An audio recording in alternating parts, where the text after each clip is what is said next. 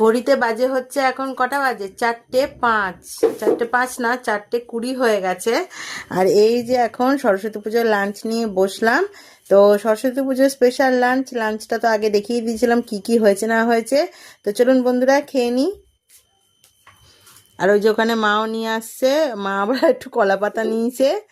হ্যাঁ, কলা পাতায় খাবে মা আজকে? কলা পাতায় খাবো। ভাল লাগে না খেতে?